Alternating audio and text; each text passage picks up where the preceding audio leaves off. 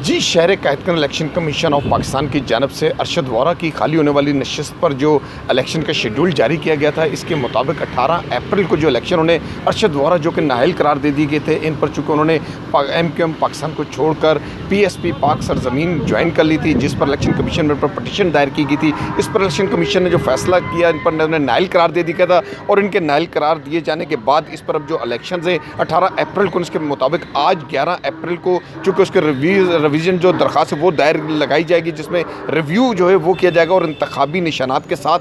बाकायदा तौर पर पब्लिक कर दिए जाएंगे वो निशानात और इलेक्शन। बाकायदा तौर पर इसके लिए जो डिस्ट्रिक्ट रिटर्निंग ऑफिसर जो है वो अली असगर सियाल को, जो कि रीजनल कमिश्नर कराची हैं, उन्हें नामजद कर दिया गया। उनके साथ ही रिटर्निंग अफसर के लिए सलाहुद्दीन जो है उन्हें नामजद किया गया, उनका बाकायदा नोटिफिकेशन भी जारी कर दिए गए। इसके साथ ही अब इलेक्शन का जो शेड्यूल है 18 अप्रैल को होगा और 19 अप्रैल को इसके नताइज जो है वो दे दिए जाएंगे। इसके मुताबिक इलेक्शन कमीशन ऑफ पाकिस्तान ने मुकम्मल तैयारी कर ली है। इसके हवाले से सिक्योरिटी के इंतजाम के हवाले से बाकायदा तौर पर तमाम मुतल्लिका महकमों को जो उसके नोटिफिकेशन आर्डर्स जारी कर दिए गए कि उस पर वो बाकायदा तौर पर अमन माहौल के अंदर तमाम पार्टीज़ इसमें अपने अपने कैंडिडेट्स के साथ हिस्सा लेंगी और इसमें इंतखाब जो मुंतखब होंगे नुमाइंदे, उनका बाकायदा तौर पर इलेक्शन कमीशन जो उसका नोटिफिकेशन जो है 19 अप्रैल को जारी कर दिया जाएगा, ताकि ये जो अमल है बल्दियाती इलेक्शंस का और जमहूरियत का, इस अमल को मुस्तहकम करने के लिए इलेक्शन कमीशन के जो इक़दाम हैं इनको अवाम भी सराहती है और इलेक्शन कमीशन ने बर वक्त जो है जितने भी इंतखाबात हैं उनकी तैयारियां हैं बहुत अच्छे अंदाज में जो अदा की हैं,